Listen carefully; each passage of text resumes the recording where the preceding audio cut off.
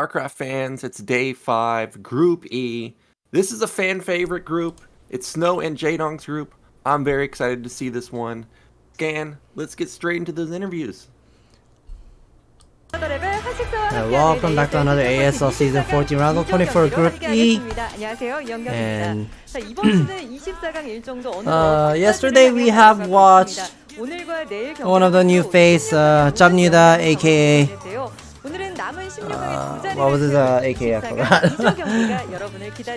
Dashik, there you go, Dashik. And he tried to play well, but things did not work out because he does not have much of experience. But of course we know the other obvious two players, they made it into round of 16, and we'll be going into the interview of this group E. We can see Snow, Hiya, he recently changed his name into Inga, Magikarp in English, and Shine. And there's one more person that is missing. It is Jaedong. He did the COVID test and his test got positive. His test result was positive, so he will be playing at home just like how Shutter was played from last week. And how are you doing, Snow? And Snow didn't have much of a sleep, and he's somewhat worried about this season because he got eliminated in round of 24 in the previous season.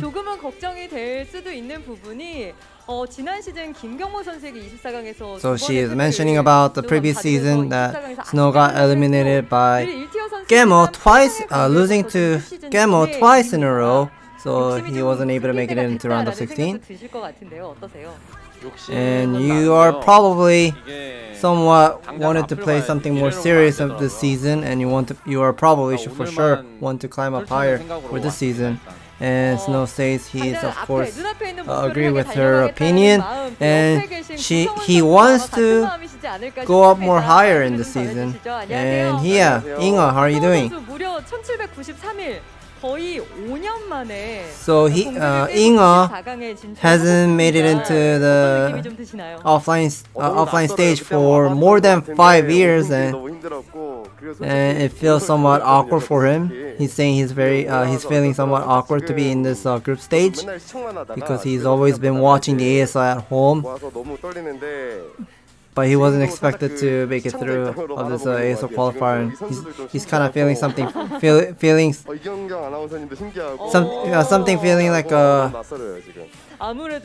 something fresh in this season because he hasn't played on a group stage for a long time, and everything feels new for him. And the first opponent that you will be facing against is a very strong player, Snow, one of the top Protoss players who's really good at PBT. How do you feel? How do you feel to play against Snow? And Inga says there's obviously not much of a easy player to play against in the group stage because they're always been dividing into tier 1 to tier 4. So Inga is saying that he's kind of somewhat excited to play against a strong player. He would like to show off whatever he got with his strategy wise and stuff. And there's also another person waiting for the interview, Shine. How are you doing? Last season you weren't able to make it through on the ASL qualifier, but now you're back. How do you feel?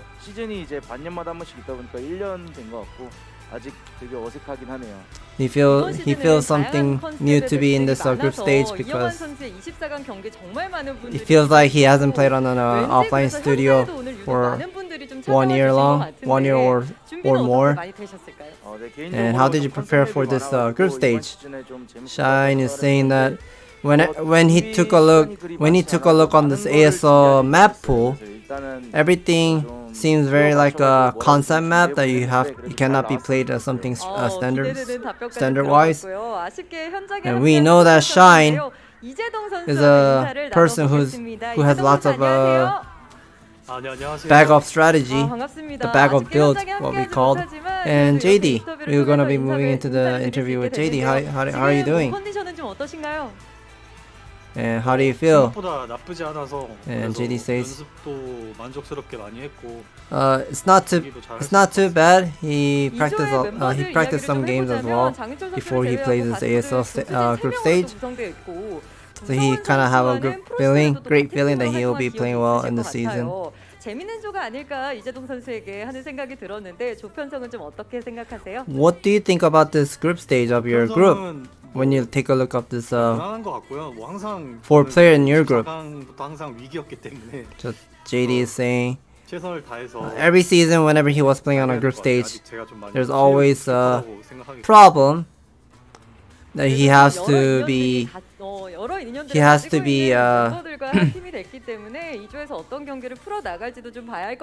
to overcome to play against the strong players sometimes. 체크해봤습니다. 이조가 워낙 좀 스타일리시한 선수들이 많고 심리전에도 능한 모습을 보여주기 때문에 연습 과정에서 좀 쉽지는 않았을 것 같다라는 생각을 하셨나봐요. 이재동 선수 연습 과정에서 So there's a question. There's a question from the audience, or aka one of the fans on the StarCraft fan, and he's asking to JD. There's lots of players in your group that have lots of great mind games. They have really strong mind games, like Shine and Snow. Very unique playstyle, and JD says he feels somewhat uncomfortable to play against them because the map is not a standard map. They're not standard maps on this ASL map pool, so he has to take everything serious whenever he faces every single player of this group stage. And Snow said he didn't practice that much, because he doesn't want to think too much about preparing for this group stage. So Shine, so question to Shine, is there any tough moment when you were practicing or preparing for this new map? I missed his answer. 근데 이제 양산형 밸런스를 떠나서 전략적으로 보면 좀 쓸 수 있는 요소들이 많아서. So Shine is saying that he has lots of strategies to pull out. He has lots of strategies to pull out from the new map pool. He would like to try it out. And question to Hiya, Inga. Can we have some expectation of your ceremony when you win the game? So Hiya says whenever he wins, if he wins the game, then he would like to show some ceremony on the camera. But there's one thing that we have to ask to Snow. Snow has the prediction thing that he always does on YouTube, and who's gonna be getting the 4th place of this group E? And Snow does not want to hurt someone's feeling, and since he has to choose, he said Hiya, Inga will get eliminated of this group stage. He will be placed in the 4th. So before we go into the game, let's get to hear from JD first. 네, 실망시키지 않고 꼭 올라가겠습니다. 감사합니다. He's gonna play best and climb up, make it into round of 16. And Shine pretty much said the same thing.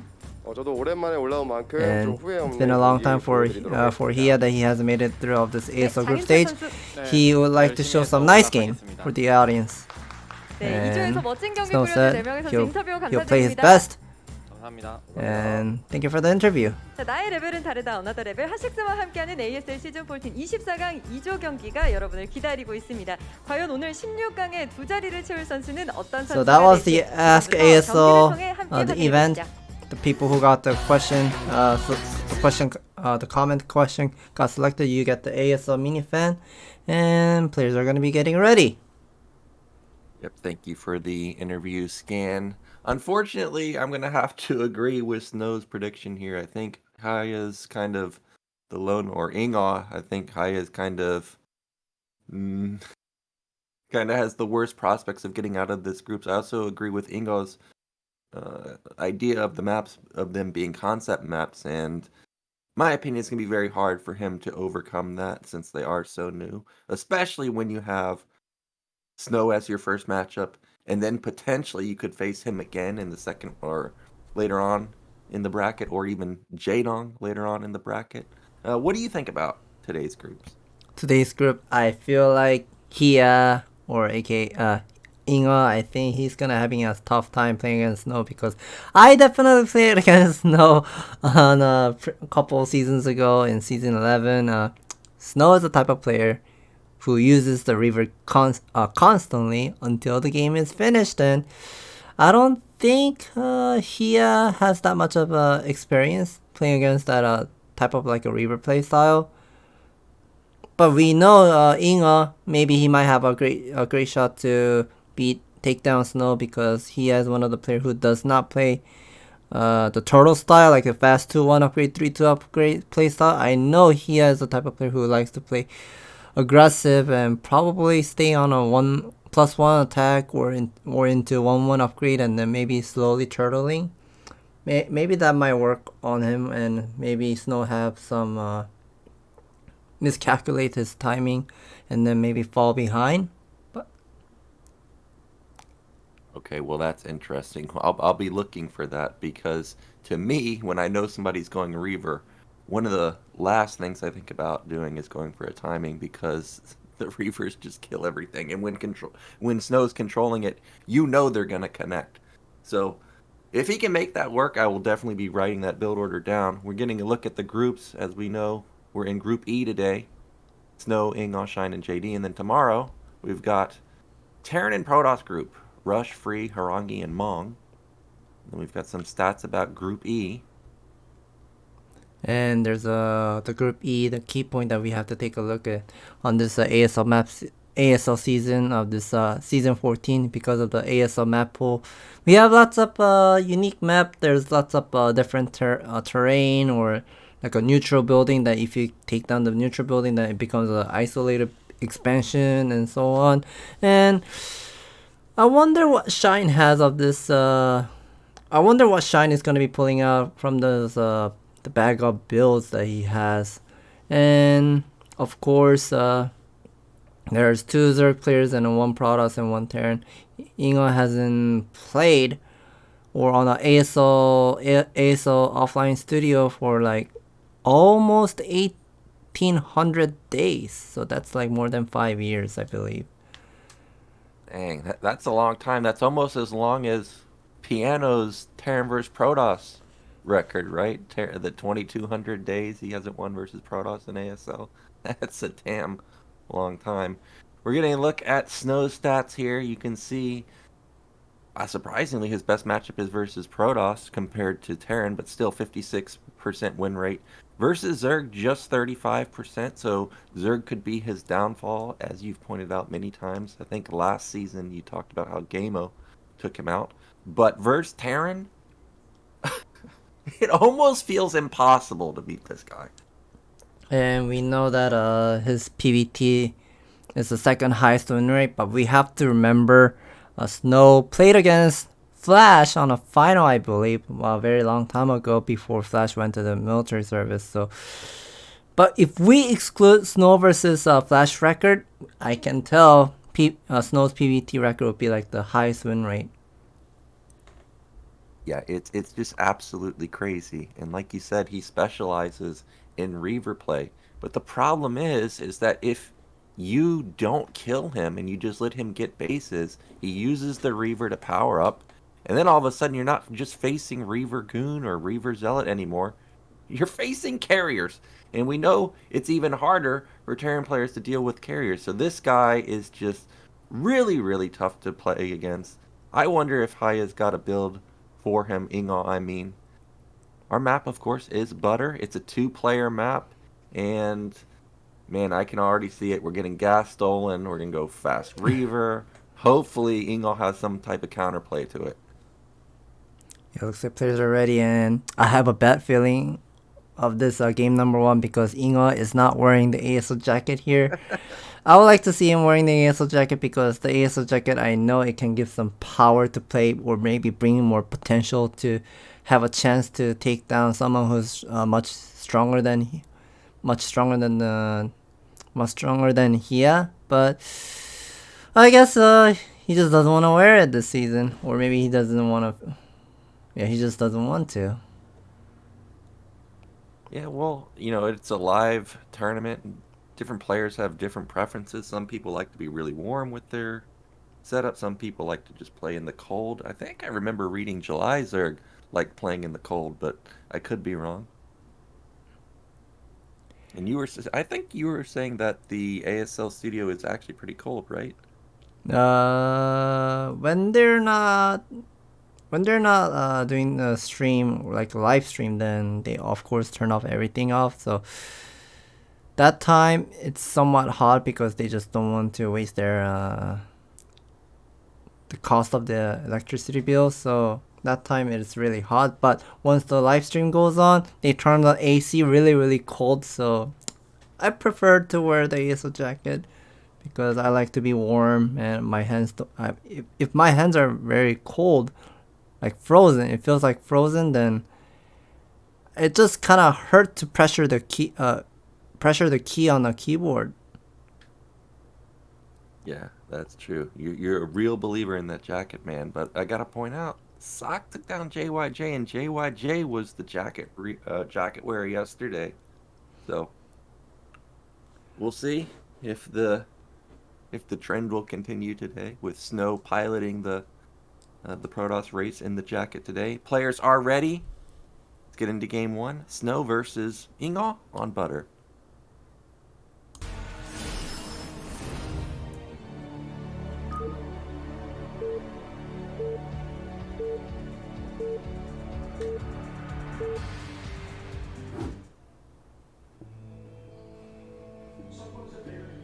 Okay, in the top right are red Protoss. It is Snow.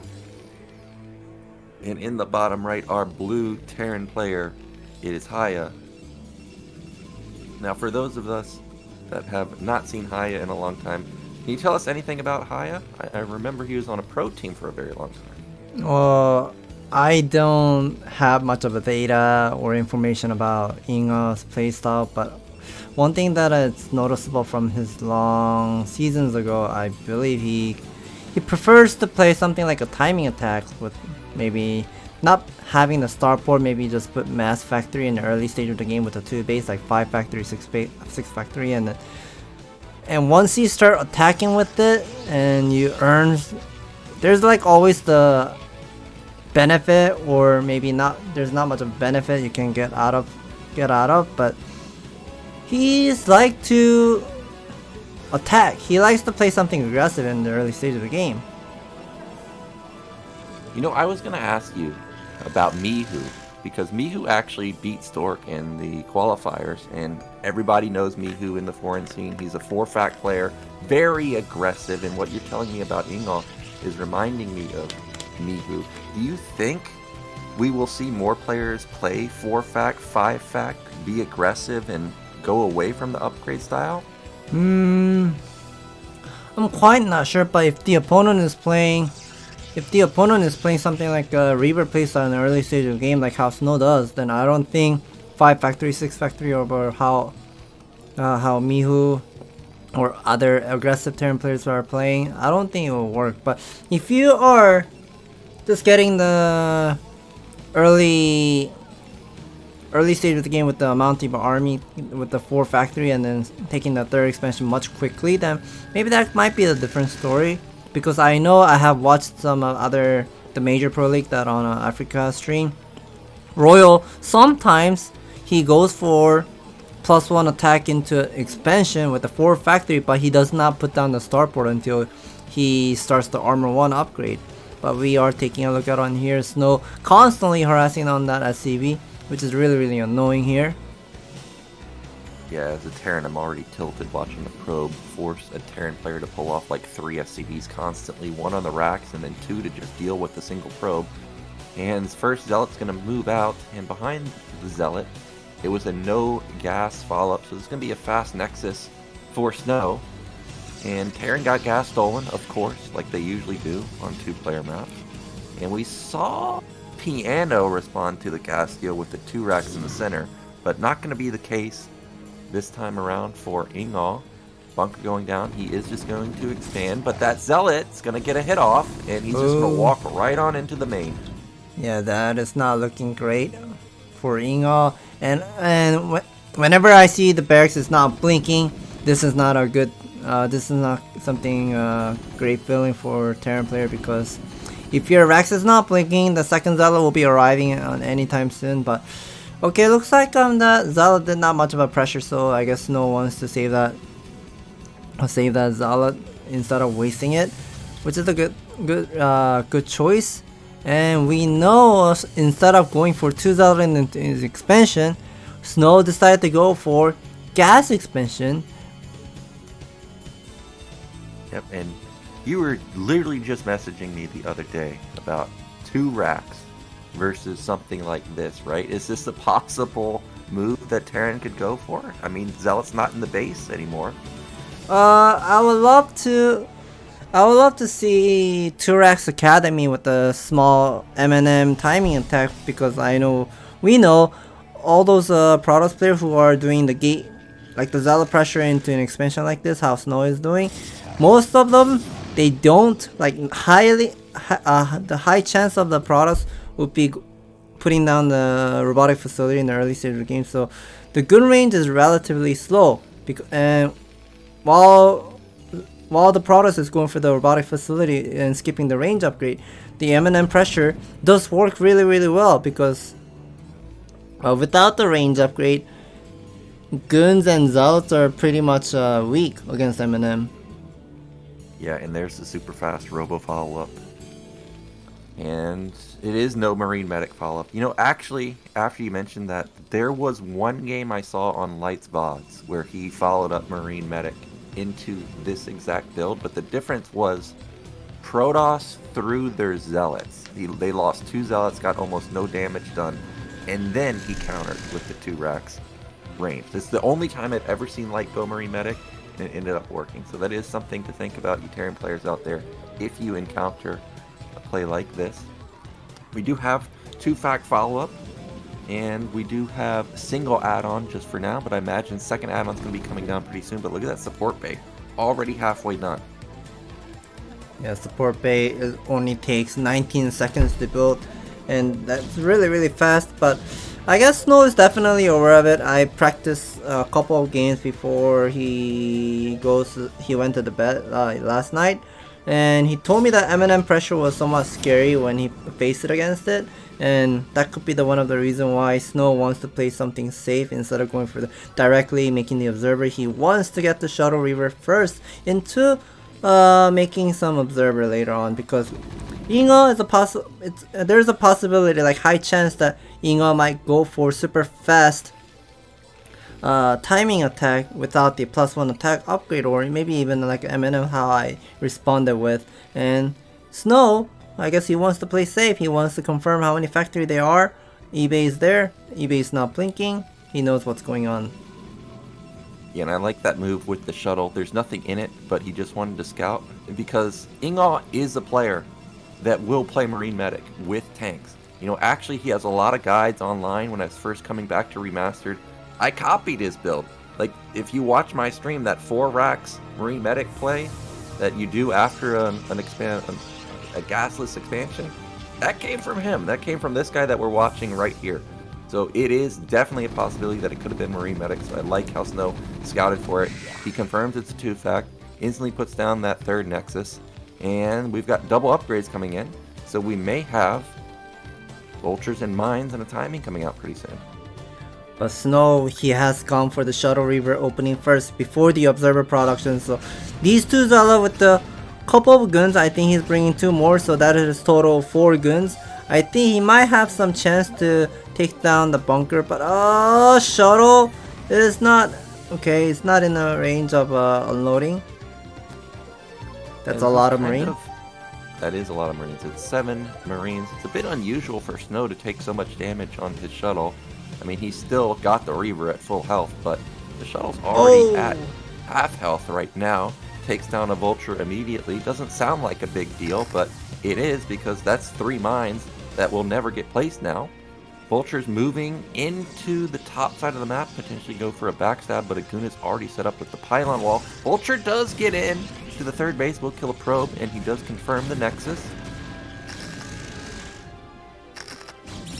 Nice starter stop on that good micro to take down the spider mine, and we see Ingo just always I know he plays really aggressive. He's gonna be committing this vulture micro to take some probe down, but he misses the shot. Probe survives, and now we see the starport is finally going up at the main base. I guess he wants to play something safe in this game.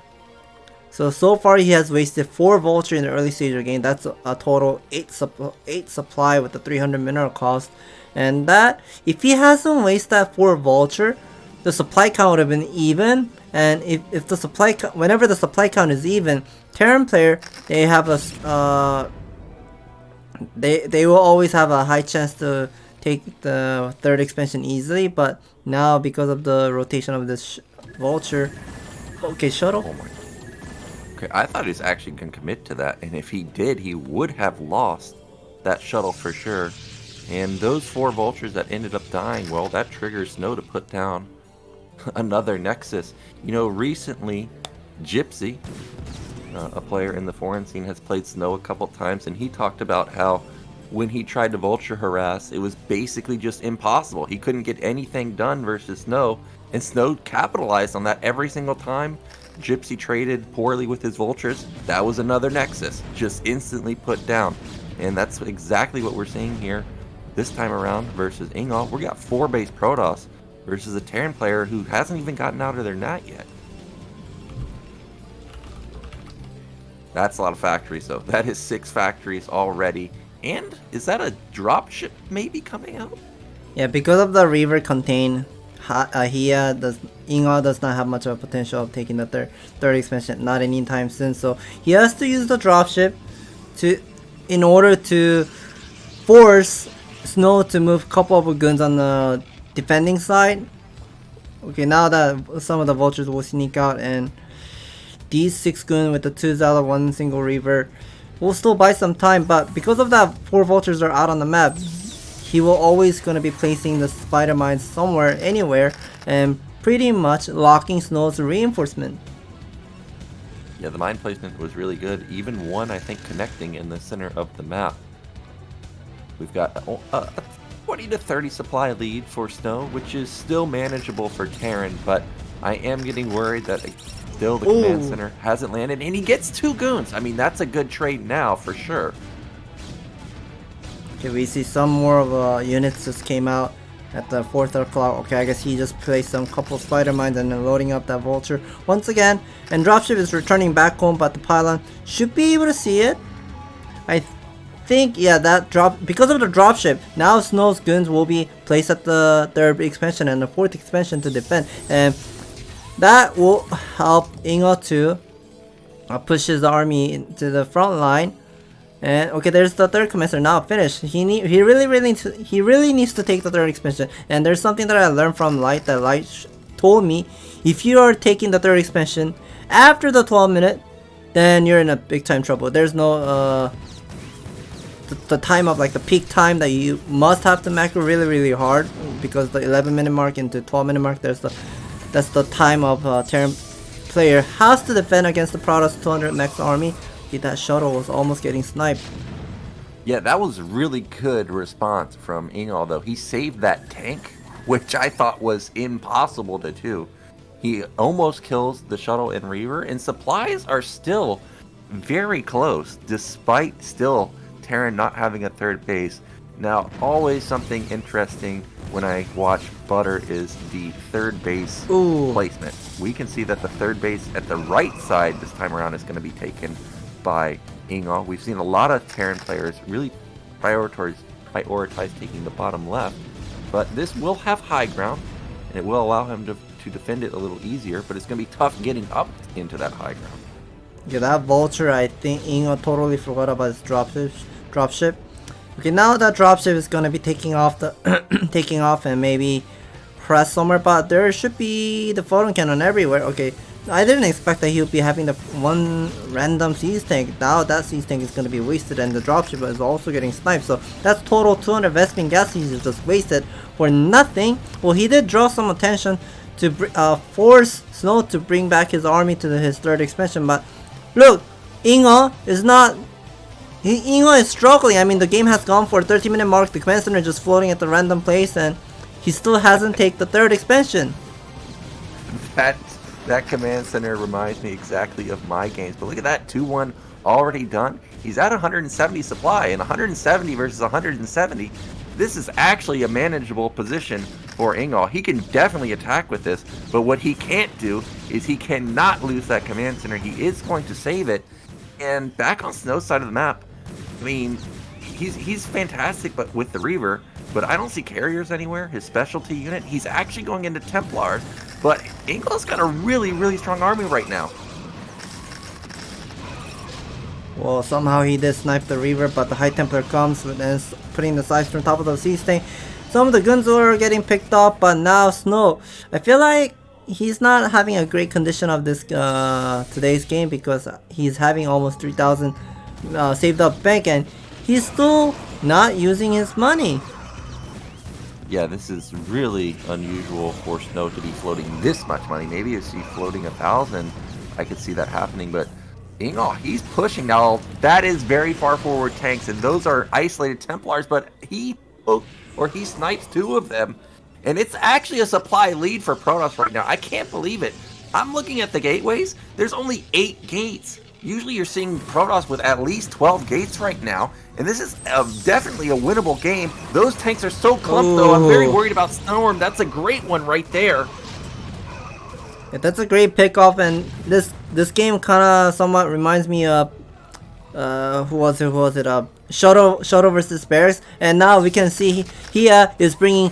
Ingall is bringing a couple more SCV to put down the missile turret, but there's a shuttle just came out, probably unloading the top of the sea tank, and if that missile turret does not finish, the shuttle is gonna be still be floating top of the sea tank, and now Snow has to do something about this. Yeah, and that single turret will deny the shuttles, and Ingall is reinforcing, not as fast as Barracks, I have to say, but he is reinforcing pretty quickly. Now, there are 2 tanks still in the center of the map. He has unsieged them now. I can see them now creeping to the top side, but Ingall's getting dangerously close to the 3rd, and Terran now has the 3rd base up and running. This is a counterattack that I don't think is going to work, but it may draw the attention away, and it does. It forces a lot of vultures back.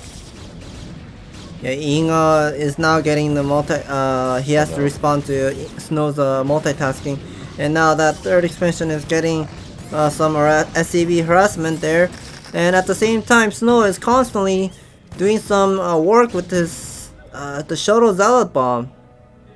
Yeah, Snow's decided that he can't stop the contain, so he's just gonna try and make it scrappy and go for the counterattacks. That's another shuttle bomb. It takes down 3 tanks.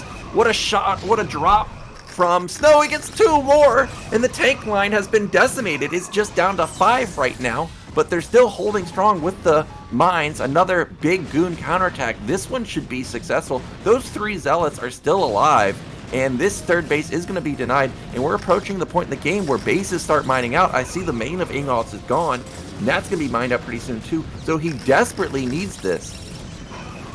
Wow, somehow Ingall brings all those reinforcements to defend his 3rd expansion. He needs to put down some of the spider mines as well, but now the frontal line, oh my god, the zealot is bringing those spider mines to those sea tanks, and sea tanks are getting disappeared, and now guns are sitting on the high ground picking up another sea tank, backing up. Vultures are getting also picked off. Snow is playing really, really well, and somehow he managed to hold up. He has timing attack, and Hiya's main base is completely mined out. Natural Zoo is going to be mined out as well, and this is going to be somewhat falling apart for Ingall to keep up in late game potential, and now Snow puts down another expansion at the 9 o'clock. Yeah, 6 bases for Snow. Soon we've got Haya Ingall trying to take mid right now. He's gotta have this base. It will put him on 4 bases now, and it's still a manageable position if he can get this up and running, because Protoss is still not on the heaviest of techs. It is still only 12 gate, I think, with just Storm. I don't see a Stargate anywhere, so there's no Arbiters. It is Shuttle Man, and attacking the high ground like this is dangerous. There's a lot of Goliaths here too. There's 3. They will 2-shot these shuttles if they focus fire. He did not land the first 3 volleys, and this attack, actually does get denied. He's not going to commit.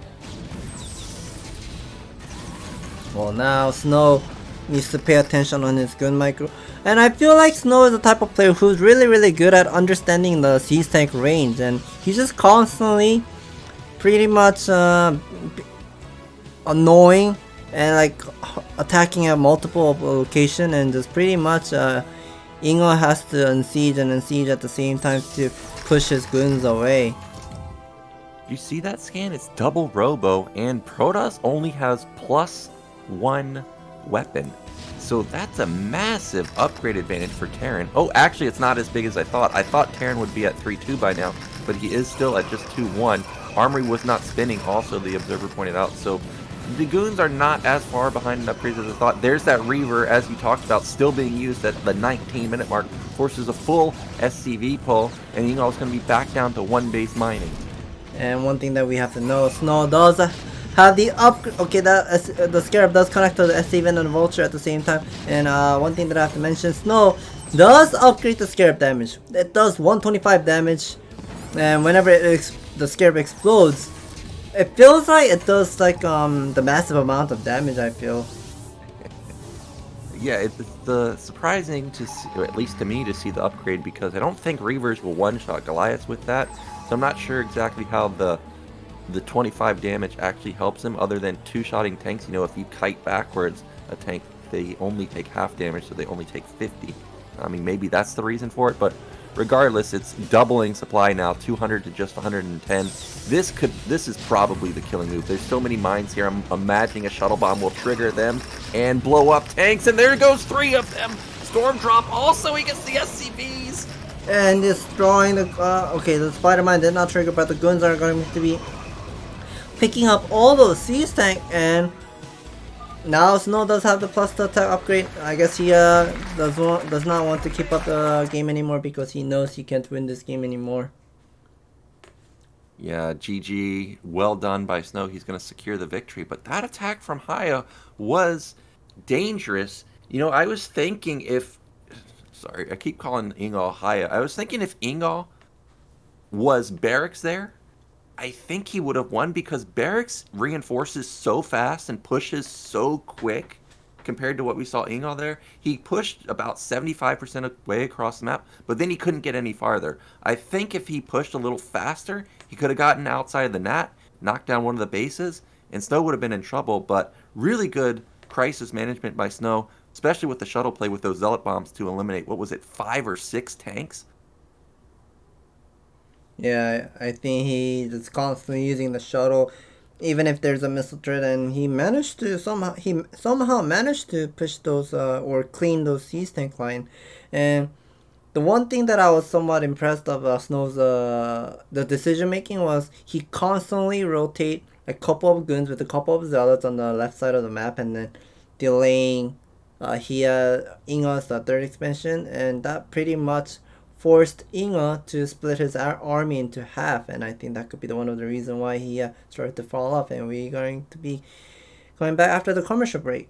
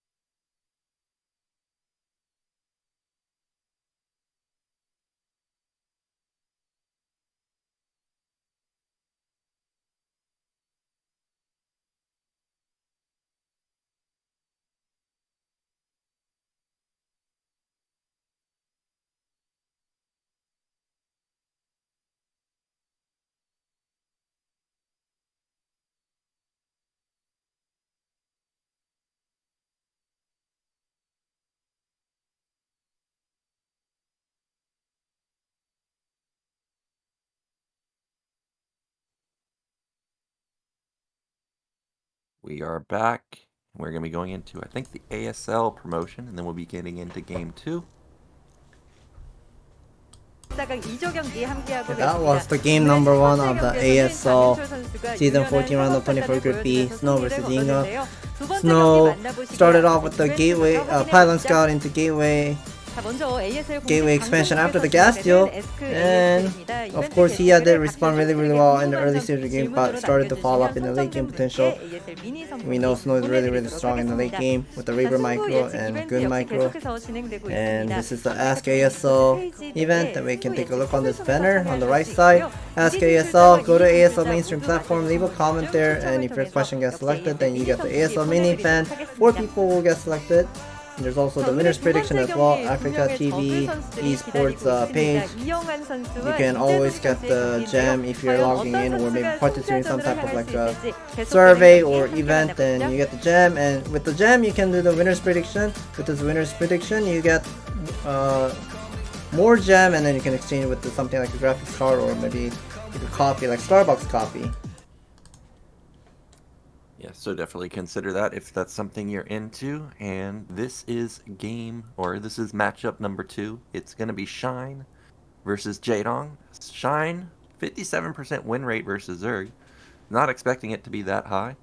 I don't know what I was expecting, honestly, but Shine, he's well known for his bag of builds, as you stated. Not too sure how many bag of builds you can actually have in ZVZ, but he's going to be going up against Jaedong, who in the past had the highest ZVZ win rate basically of all time in the original pro era. I mean, he's just a master of ZVZ, and I think Shine's going to have his work cut out for him, but the stats say otherwise. It's actually Jaedong's worst matchup in ASL. Well, I didn't expect JD would be having the lowest win rate in ZVZ, because in the Caspa era, I know JD had like the highest win rate of ZVZ, I heard.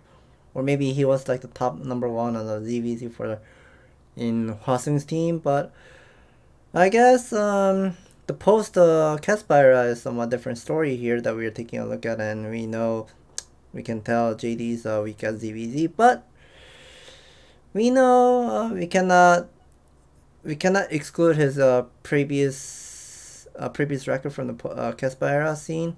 So I would like to see how well he's going to be performing against Shine today.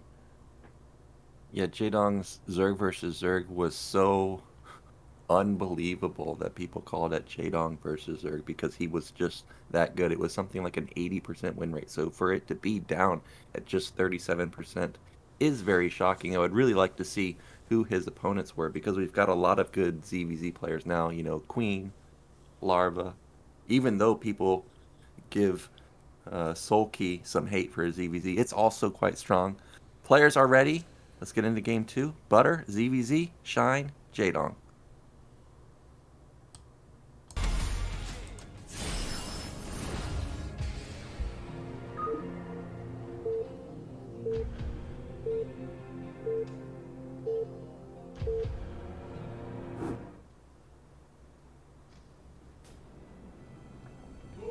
Okay, in the top, or in the bottom right are red Zerg, it's Shine.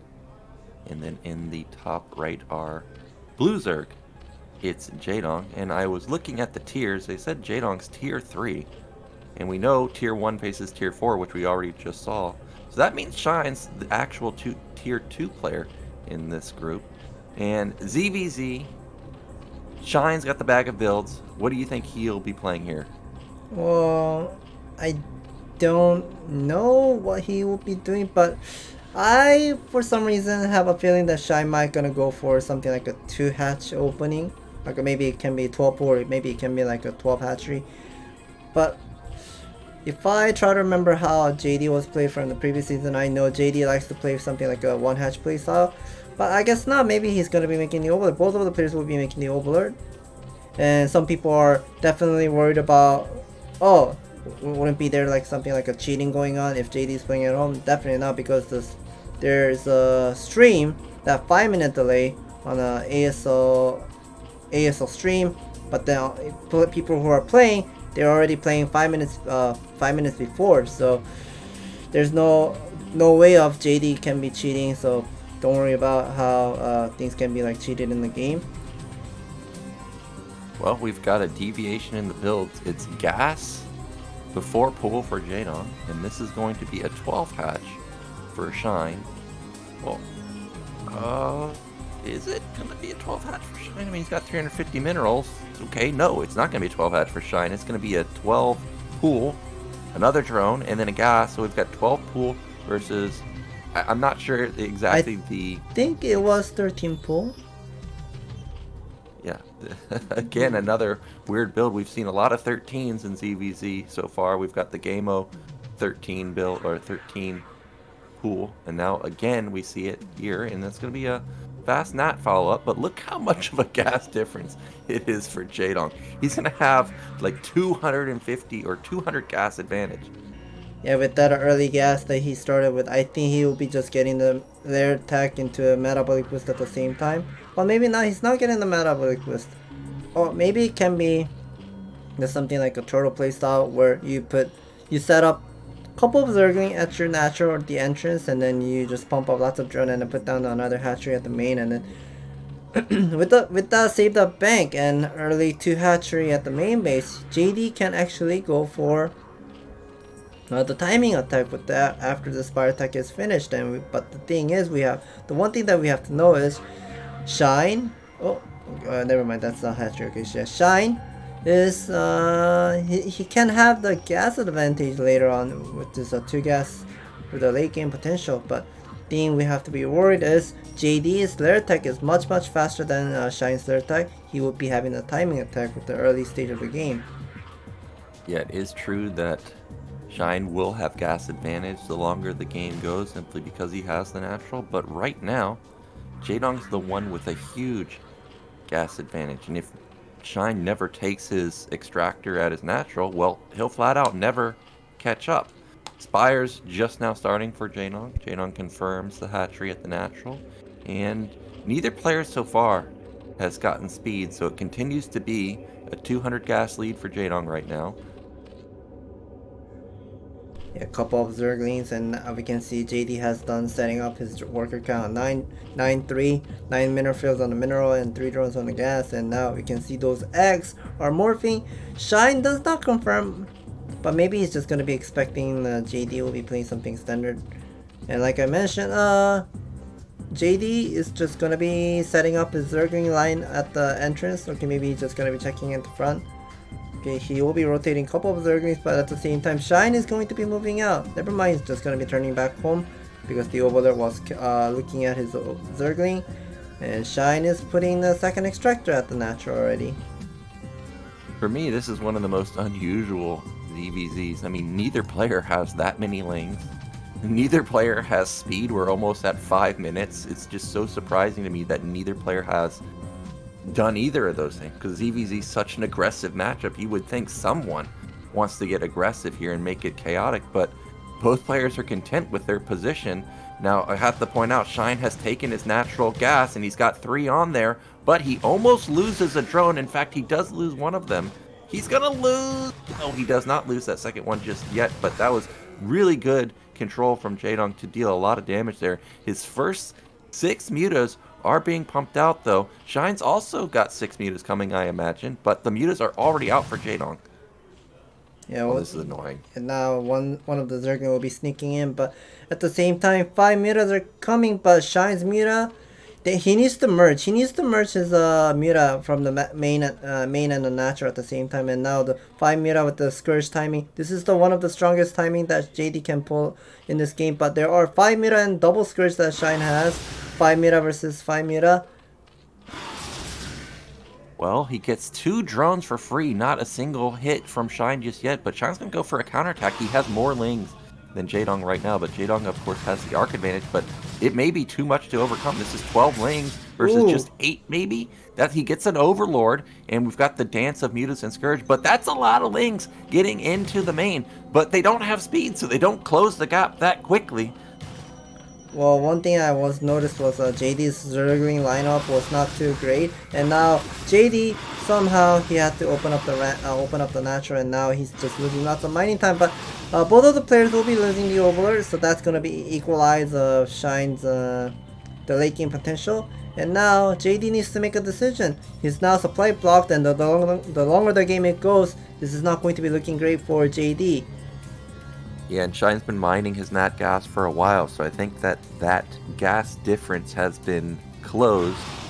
Ooh, Scourge, I thought we were going to connect onto that Overlord, but Jaedong's got too good of control for that. We've got, I think, a muta advantage for Jaedong right now. It's like 8 versus just 7, but definitely Scourge advantage for Shine, and he wants to fight. He does not get any Scourge connections other than Scourge fighting Scourge, and 4 Lings are going to sneak into the main, but luckily Shine's mutics are close by, so he will deal with them. Again, another Overlord falls.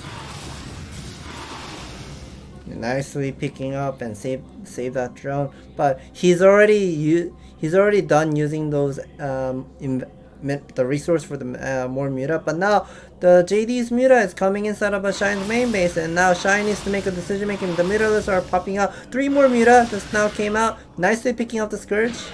One Scourge does connect, but I think all those Scourge are connected to JD's muta, and now JD cannot muta micro here. Yeah, I don't think he can. Oh, actually, those are straggler mutants. They run into the Scourge, and I think Shine just has too much air. Oh, yeah, you can tell he's got too much air because Jaedong's responding with an Evolution Chamber and Spore Colony, but it's super late. There are 2 damaged mutants here. It's 7 versus 9. Scourge connect. Should be 6 versus 9, and this is going to be Shine's game. He kills all the mutas. Yeah, that is absolutely a one-sided muta micro from Shine versus JD. And yeah, JD knows he was not able to hold off this muta timing. And there's GG's call. Shine is going to win this game. Yeah, I thought Jaedong's opener with the 200 gas advantage would be a key to victory, but he let Shine catch up. He let the muta count just get too big, and then the Scourge count swelled up really high too. And congrats to Shine. That was well done, really well managed, and he's going to be moving on into the winners match. And he's going to be facing Snow, and Snow recently has not had the greatest results versus Zerg, so when you're playing versus someone like Shine who can pull out anything, I think Shine's got a really, really good shot of making it out in first place. Yeah, I would like to see something. Snow has been showing off of PVZ, and I know Snow recently he is starting off of using the Reaver against the Zerg in the late game potential, like 3 base or 4th base, and I wonder if he's gonna be doing that in this ASL group stage. Well, we're gonna see it possibly. It's gonna be Shine versus Snow next. I think we have the ASL commercial coming up, but maybe we're going into a break. Oh, of course, there it is, another level. The King Hot 6. Got the ASL commercial, but tell us a little bit more about the Reaver on 3 or 4 base. As soon as I heard Reaver, I was expecting you to say Reaver Sare. I was not expecting to hear 3 base defensive Reaver. So whenever Protoss is playing against Zerg, we often get to see Protoss players are making 2 base into 8 gateway heavy macro and getting +1 attack weapon into +2 armor upgrade, and then slowly taking the 3rd expansion in the 4th base, and then slowly splitting the map in half. And while Protoss is splitting the map in half, they can't really attack Zerg unless Zerg is just staying on alert tech only. But whenever Zerg goes for the hive tech and then slowly turtling up into mass lurker defense line and getting the cracklings for the late game, then Protoss starts to fall off, because their +2 attack weapon upgrade is not too fast compared to Zerg's +2 armor, +1 armor, and +2 armor upgrade. And I think Snow is just trying, maybe he wants to make some benefit out of it with his Reaver micro, with the Reaver damage upgrade against the Zerg. And we know Zerg's army is very, very squishy, and I think that can be one of the reasons why Snow wants to use the Reaver, and it just works out well for him. We know Snow's very good with the Reaver, so it could definitely be a good follow-up. You know, I'm a big fan of Protoss players playing passive is not necessarily the right word, but playing split map with heavy tech.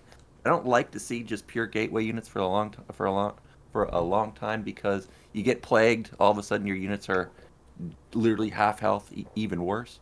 But if you can get those heavy high-tech units, Protoss has a ton of AoE. Reaver, they got Storm, they've got Corsairs with D-Web, which is AoE technically, shutting down lots of hiders and lurkers. I would love to see split map on whatever map we come up with.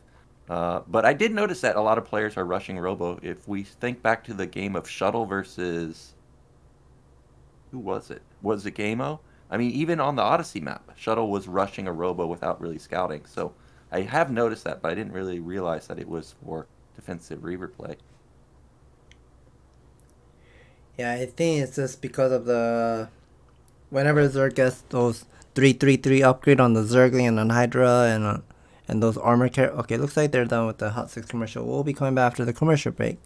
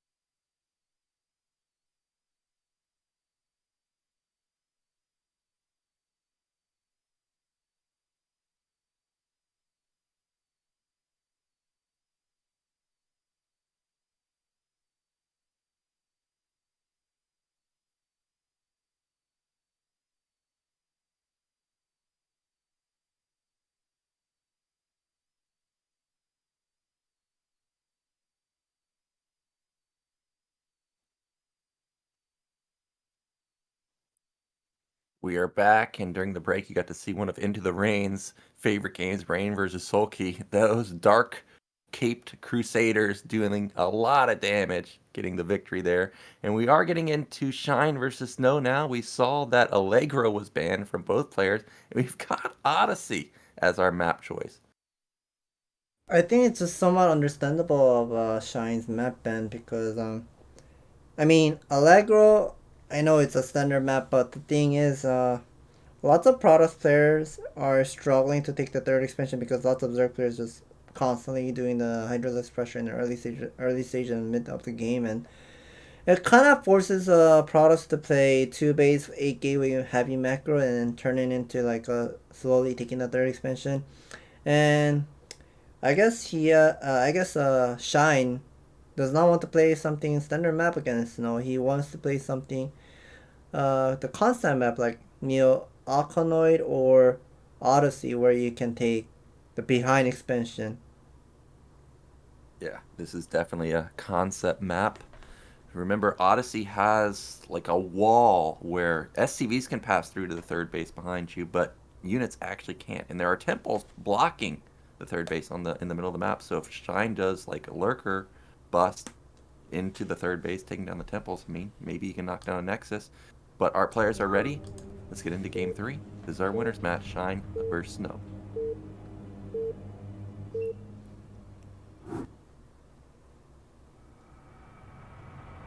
Okay, in the top right in the blue, it is Shine. And in the bottom left, our Protoss, it is Snow. And I forgot that there's double gas in the main, and you were talking about how this is kind of reminiscent of Optimizer. And I remember Protoss players having really good success on Optimizer versus Zerg. Wait, you were saying Protoss have some nice chance of taking down Zerg on Optimizer? Yeah, am I not remembering correctly? I remember a I lot of think games so. seeing just... Yeah. You might be right, but I just don't have much of a memory of playing or watching PvZ on Optimizer. So, yeah, that information that does help us to understand more of these the map Odyssey, because the map Odyssey has the main base has the 2 Vespene Geyser where you can take one. The top above one is the 4,000 Vespene gas, and the bottom one has a 1,000 Vespene gas. And also, whenever you're still stuck on this 2 base mining, there's always a hope. Behind expansion, your workers can go through and take that third expansion. Yep, and we do have probably a gateway for Snow. Yep, it is going to be a gateway. 10 gate for him. So he's going to be looking to put on some pressure with his initial Zealots. And Odyssey, I'm looking at the rush distance. There's so many pathways that actually the rush distance may be kind of slow. I know it's very annoying to move across the map. In general, your units will get split up very easily. But in terms of rush distances, it looks like it could be quite far. We do see Shine actually scouted with a drone. He wants to know exactly what's going on, and Probe is going to get into the main and see that this was, I think, an overpool. Maybe a 9-pool. Here's the one thing that I don't understand. He does the drone scout, but I never have seen any type of Zerg player sending in the drone really fast, and now we can see something is going on. Putting down the hatchery at the behind expansion. Yeah, like I saw it go back there, and I was thinking, well, like you can't go through the temples, so how are you going to get that out? And I'm not sure if Snow realizes that the drone never left because he's harassing the mineral line with his probe. Now, as I stated, there's like an actual barrier between the third base. There it is. Like, workers can get through that. Units actually can't. So what does this hatchery do for Shine? I have no idea, honestly.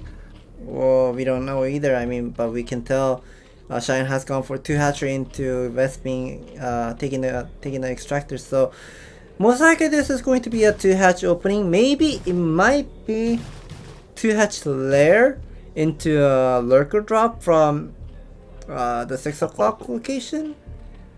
That would be amazing. I mean, his lurkers would obviously, and his hydras and overlord would obviously be right there. Snow, he still hasn't seen a hatch. I guess he's assuming that it's at like the top middle base because he didn't see it at the natural, but we know that's not the case.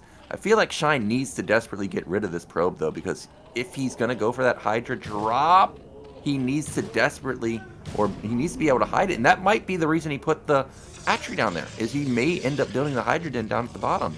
No, you're not going to mine here, are you? Well, I guess he will be mining from there. And yeah, I see another building going up at the main base, the rectangle shape. And of course, it is going to be Hydra den.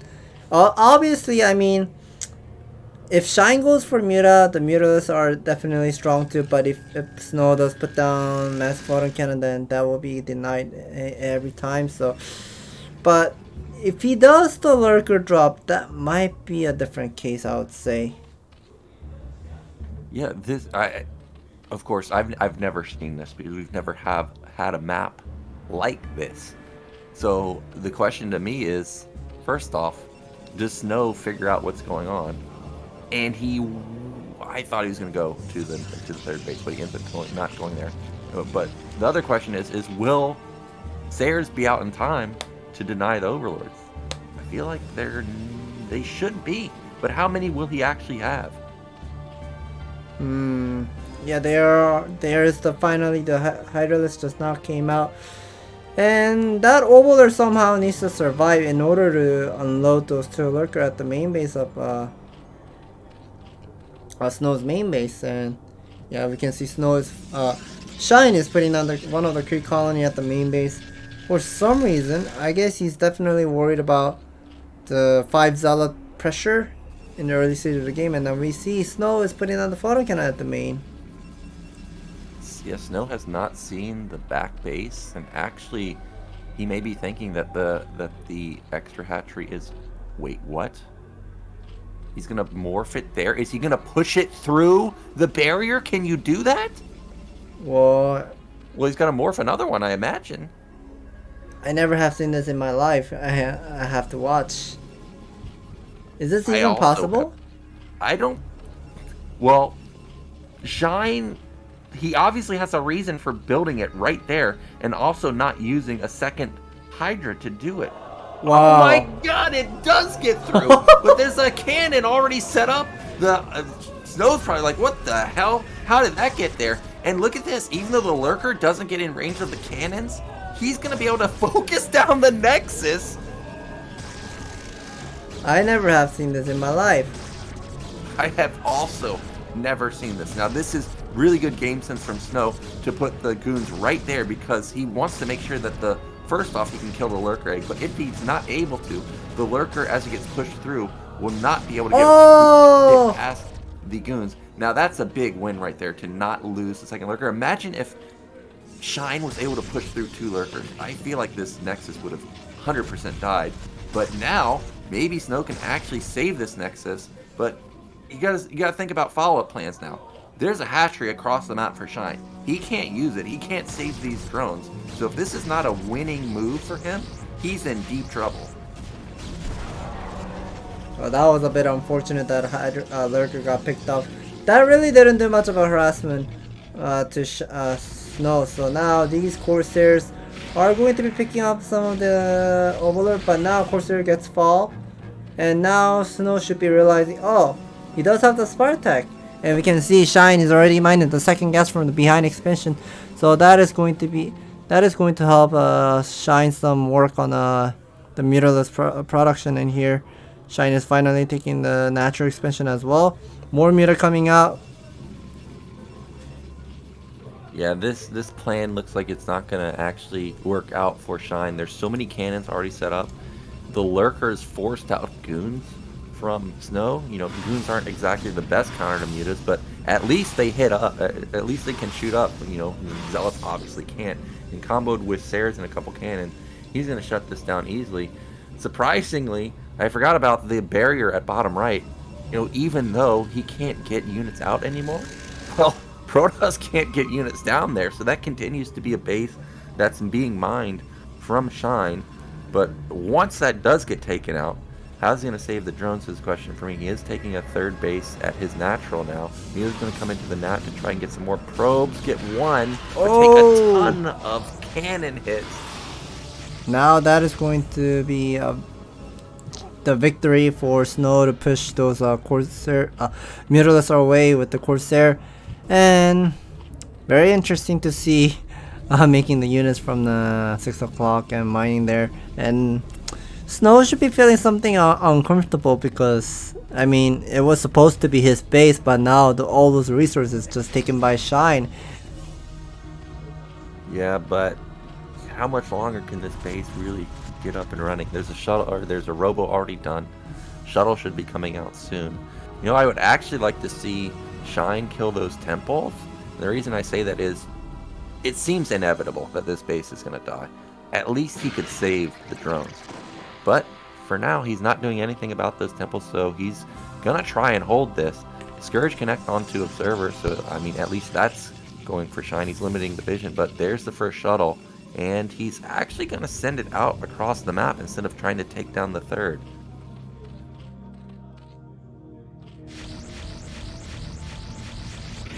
Of course, there's just randomly picking out the Obler at the behind expansion, and we can see Snow will be making one of the shuttle, and I think he's just gonna be elevatoring all those units at the behind expansion. I guess Snow wants to take that expansion in the future. Maybe he's not. He's just gonna be moving up, but there's lots of Corsairs just flying around. But one thing that we have to know, Shine has one Reaver at the one Lurker at the 6 o'clock, so he needs to have the Observer in order to take down the expansion later on. But these Muta and the Scourge is just mass amount of Scourge we can see from. I would like to see Snow's the Corsair upgrade, whether he has a +1 or whatnot. Yeah, I imagine he must have +1 at this point. Supplies are heavily in his favor. It's 100 to 65, but the longer the game goes, the more bases I'm seeing from Zerg. He's now taking a 4th base. He's starting to slowly crawl his way across the right side of the map.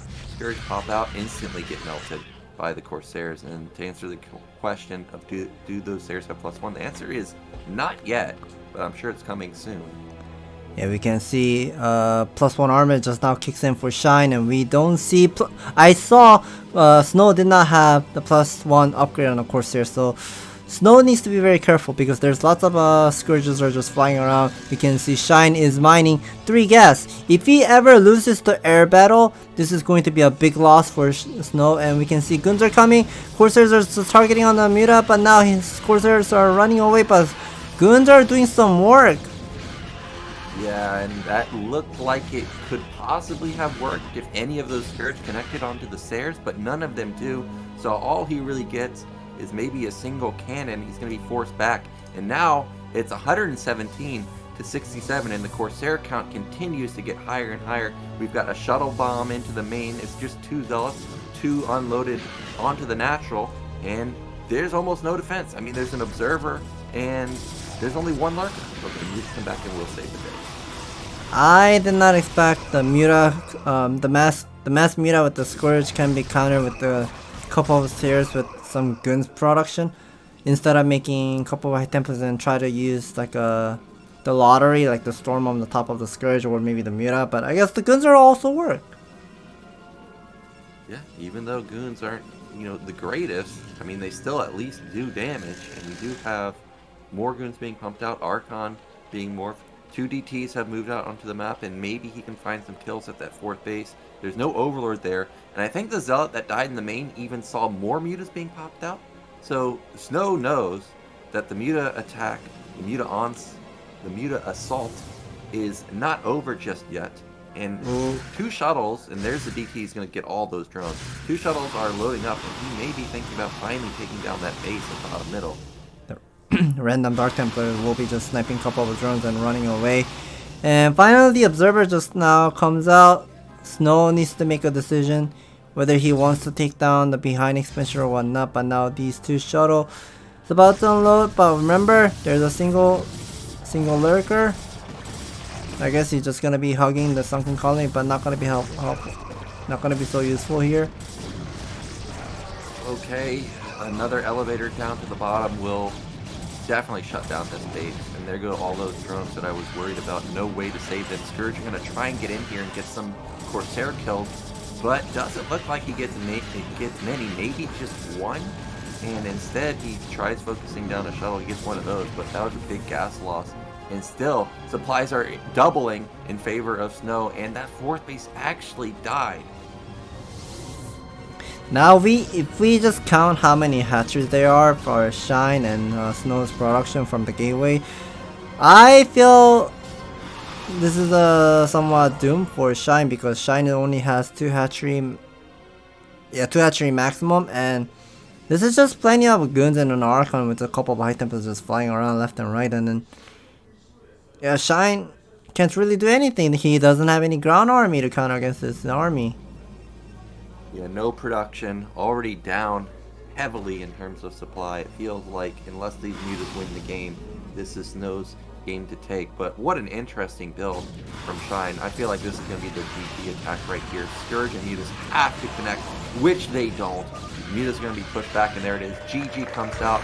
Even though Shine loses there, what a very, very clever move right there with a single lurker. I've never seen it before.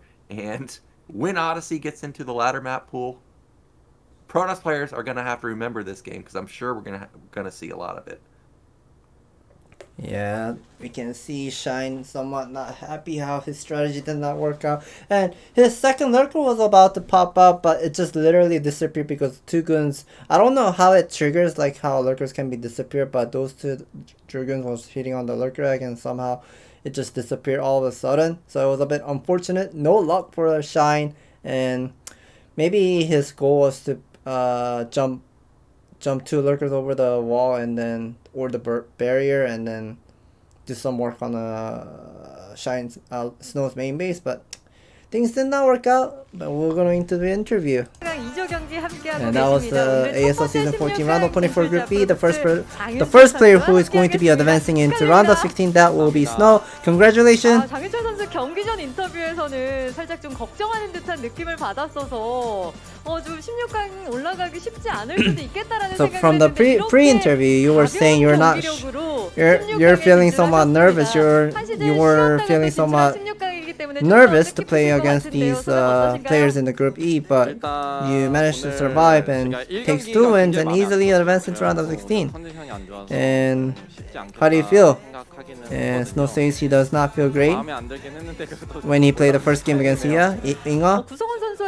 He felt somewhat off, but he still managed to beat. And but he's still not satisfied with his gameplay.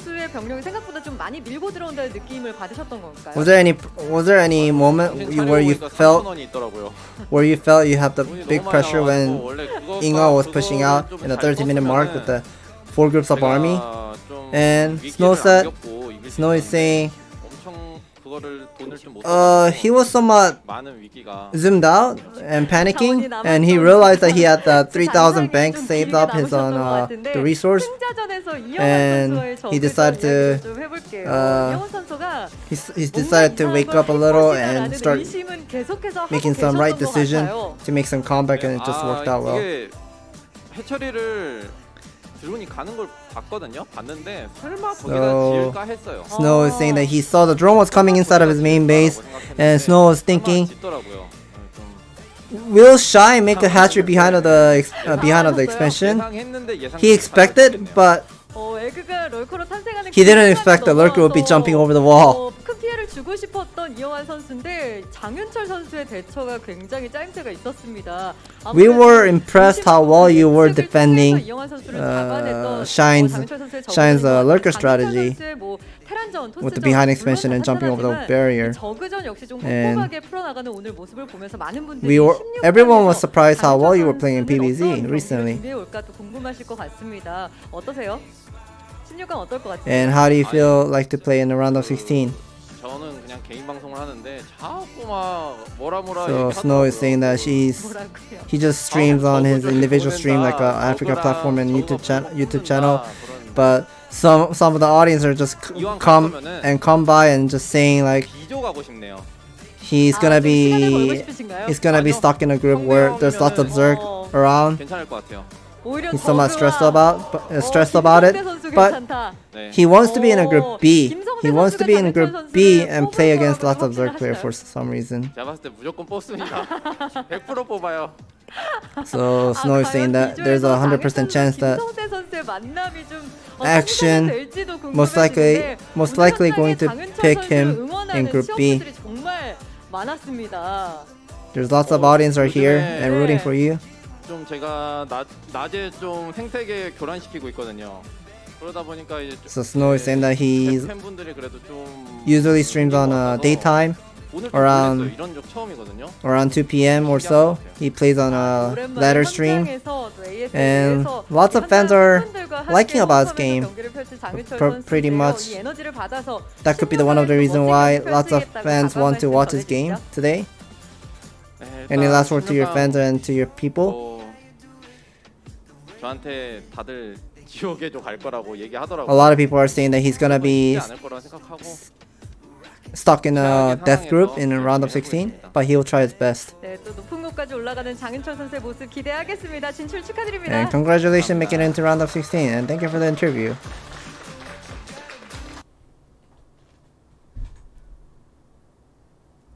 Yep, congrats to Snow. It was really well done, holding that unusual build from Shine. I think a lot of players would have fallen there and been flustered to see a lurker in their base. But he gets out in first place, and that means we've got racial balance, pretty much. I think it's 4 Zergs, 4 Protoss, and 5 Terrans. Our next match is going to be Ingol versus fan favorite Jaedong. This is going to be a Hwasung team kill, so this should be very exciting. We'll be back with that in just a second.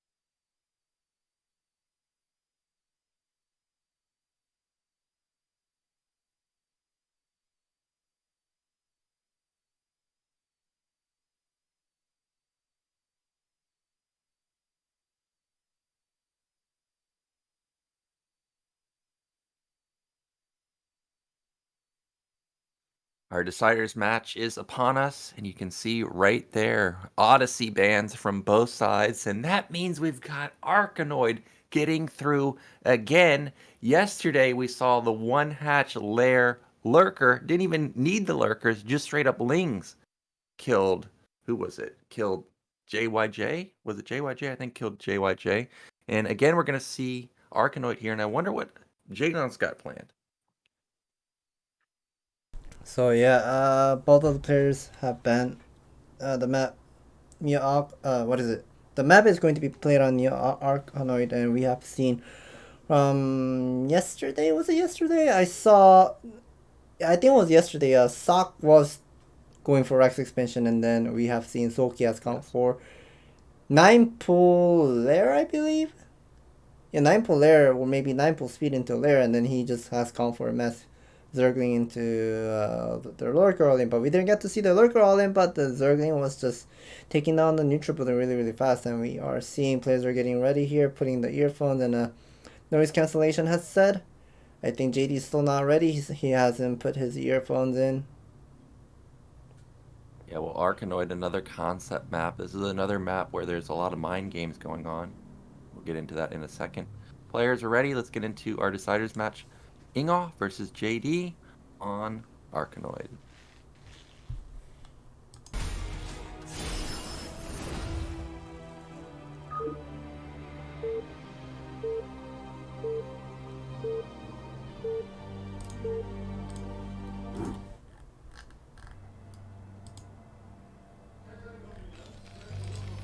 Okay, in the bottom right, our Terran, it is Ingo. And in the bottom left, our Zerg player, it is Jaedong. And what I was going to say was not only is Arkanoid a concept map, it's also a map where Terran has a really hard time scouting, basically impossible. But also, both Ingo and JD in the past were on the same pro team. So you know these guys have played versus each other thousands of games, I'm sure. So there's going to be even more mind games going on. Yeah, we can see from the ASL match history, they played in a Season 4 round of 24 Group D. The second game, JD took down Hiya in that time, and they're once again playing again. So only the record is showing 1-0. But, oh yeah, here's one thing that I've noticed on the ID. They're both in a team Bosford, one of the StarCraft university team Bosford. And they probably know each other's playstyle really well. I mean, since Caspira, like both of them were in Hwasung team, and now they're also once again in the same team on the Bosford, so they probably know each other that much with the playstyle. And I wonder what exactly JD will be pulling out. We can see JD still hasn't gone for the spawning pool yet. He's going to be going for 12 hatchery. Yeah, it does look like it's going to be a 12 hatch. But remember, there's those cocoons right next to, or at the natural, so you got to build it off center. But I was watching some VODs of Arkanoid, you know, a few weeks ago when I had to play a match on Arkanoid, and this is still a common opener for both sides. It's going to be Rax Command Center, and then, you know, obviously the hatchery already going down. It's not a big deal to have this kind of awkward mining for a while. I see 2 Rexes going up from Inga, and we see JD is going for spawning pool into an extractor, so this is most likely going to be a 2-hatch lair attack. And we see Inga is sending out another SCB to his the side expansion and putting down the supply depot. I guess he wants to have the vision to see where the overlord is coming from. And this is going to be one base M&M rush. Yeah, but there's so many destructible buildings.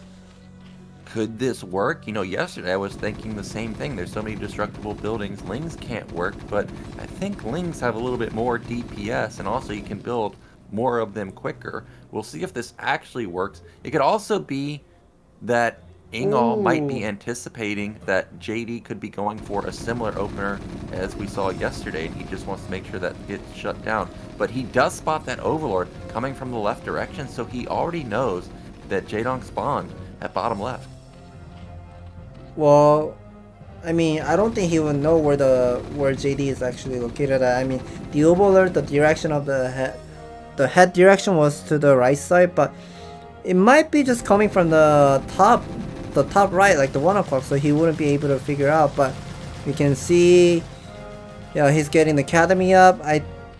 If I were him, I would just get the compensation and just to make sure whether he's located at the horizontal or the vertical match, the vertical, so he can just choose the destination later on. But at the same time, this is helping Ingo to move out for the late, for the early game. I mean, JD is just taking down the power generator, and also Ingo is taking down the Protoss temple, the neutral building, and both of the players will be meeting in the center of the map later on.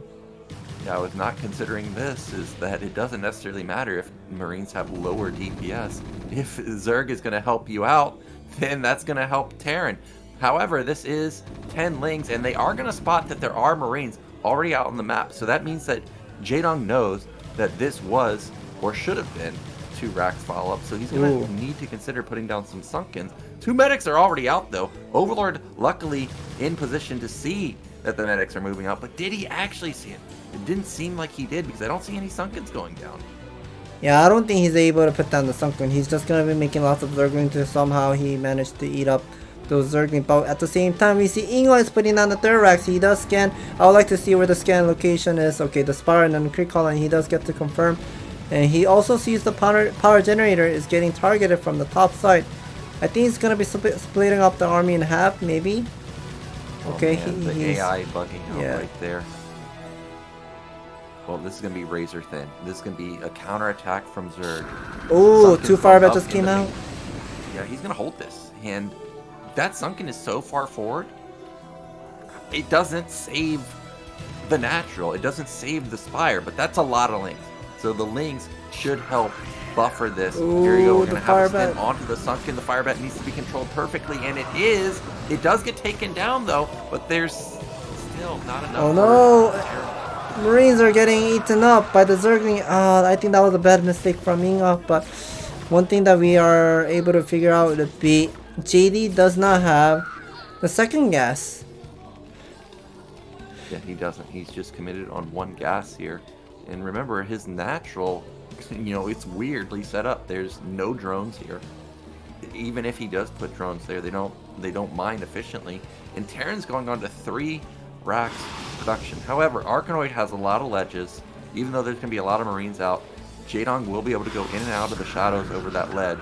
And I think he should be able to recover. But right now, it really does look like Ingol's in a good spot, or a decent spot at least. Yeah, that the first M&M pressure with Ingo did. I think he could have done much better result if he was attacking from the left side where spawning pool was. I mean, just targeting on the 1 Sunken Colony at there, and then maybe take down the spawning pool and then extractor at the same time. But I guess how he was just attacking the frontal line and then busting on the Sunken line, I think that was just maybe he just wasn't expecting of the Zergling count. Yeah, it was a lot of Lings, like upwards of 16 Lings. You just find isolated depot will knock that down, and any hill or building destruction that you can get is a big deal when Terran's on 1 base. Zerg also on 1 base, so it is imperative that Zerg maximizes the amount of damage. The Marines move out, try and force out some more defensive units from Zerg. And I thought they were backing off, but instead they're going to kill off more of the power generators. That's very interesting. I guess he just wants to not have the AI bugging out. There are 6 Mira. One of the Mira will take him down. And Ingo, I think he's on a okay position. We know Neo Arkanoid, the main base, has total 10 mineral fields. So it's more likely he can still macro the 3 racks and then also put down the factory at the same time. But those random Firebat all wanted to take down the Zerg creep, but did not. JD won't be allowing him to take down the creep. Picking up the reinforcement there. That's nice. Yeah, Muta's doing a really good job to get more and more kills. One thing I noticed from Ingo is this is going to be a 1 base because he's got a ton of gas. So he could go even into 2 starports on just 1 gas, and then double vessel would obviously shut down mass mutaplay. We'll see if that's going to be the case, though. Factory did finish, and we do have the first starport being built. No 2nd starport just yet. Yeah, M&M is just constantly moving towards to the top side. I guess he just wants to buy some time and kind of hold off JD's Mira. Okay, nicely picking up one Marine. Hiya needs to pay attention. Ingo needs to pay attention with his Eminem. Yeah, this is an awkward spot for Ingol because the mutas can shark around with the Overlord's vision in the main and prevent reinforcements. So this is an isolated army, and this is a dead army in just a second. So this is going to be a lot of Marines lost for Ingol with almost nothing in return. We're going to see Jaedong close the supply gap. It's in favor of him now, 52 to 51. And we can see the science facilities now going up for Inga. There's lots of mutalists are just sharking around with the +1 weapon upgrade, and we see JD is switching over to Hydra then. Okay, so I guess he's just feeling okay in this game position. He just wants to buy some time with the 11 meter with the +1 weapon upgrade. Takes down the missile turret nicely. Picking up 1 SCV, 2, 3. He's in the sweet spot. 4. Look at the depots. They Oh my block the God. Marines. He can't get into the back line. He has to force here in front of the minerals. These mutas are flat out never going to die. He's just going to kill everything. Oh no, this is just painful to watch. I mean, the number of SCVs just randomly getting picked off. Marine is falling apart. Medic is glitching. Medics are betraying all those Marine, not healing the Marine. Marines are getting just assassinated by the pure muta. And I think this is over. I agree. I think it is also over. There it is, GG. And the depot placement did him in. I think it was an interesting opener, but in the end, great defense from Jaedong, and he finds the vulnerable spot and secures the victory. Yeah, that was that was completely unfortunate for Hiya. I mean, those depot or depot placement where he made it just became into a wall, and eminence just started to glitch out, and Mira just found out the sweet spot. Yeah, I've had the same experience on Eclipse a while back where I had depots exactly like that, and then bottom left Eclipse, somebody just sat their mutas there the entire game. I was like, oh, so I just flat out can never build depots in a setup like that. And you can see if you do that, you can easily get punished, and that's exactly what happened. And unfortunately, Ingol's ASL run is done. He had a good showing. I liked his build on Arkanoid. I did like his play versus Snow, too. I think he could have taken that game if he pushed a little faster, but this season was not his season. But we do have fan favorite Jaedong moving into the Deciders match, and we're going to have a rematch of Shine versus JD. We're going into commercial, and we'll be back and find out who's getting out in second place.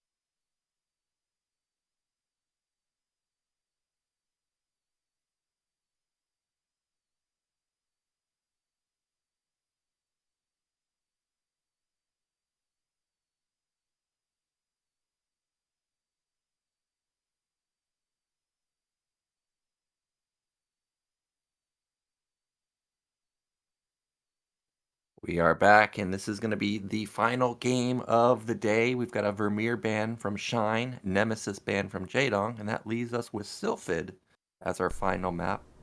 We saw kind of a passive game earlier with Shine and Jaedong. You know, openers was no speed, not a lot of lings. This time around, I'm hoping we see the aggressive ZVZ that we know ZVZ can be. That can be also true of how you were mentioning, but there's one thing that I have to say in Neo Sylphid, because Neo Sylphid, there's just so much of a place to put mass sport colony if you're going for 2 base opening versus one hatch layer. And I know, and we have seen JD was playing 1 base playstyle from the last game, so I have a feeling. There's one thing that I just remembered. JD was going for 2 base, and then Zalot has gone for the 9 pool into a lair tech, and then Zalot took down JD in couple seasons ago, I believe, on Neo Sylphid, and that can be one of the reason why everyone just started to switch over to 1 base playstyle, then taking the expansion, like how Loki was doing and JD was doing. But let's see. Players are ready. We're going to go for the last game of today, and this is Shine versus JD on Neo Sylphid.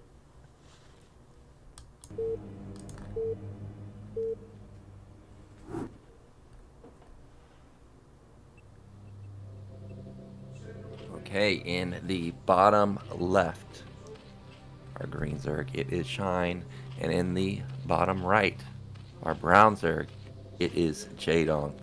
Look at that face, man. He looks intense. We do see Jaedong's unfortunately going to scout top middle, so he's going to have a last scout, whereas Shine is going to get a bit lucky here and will find Jaedong in the first position. So I just noticed that both are...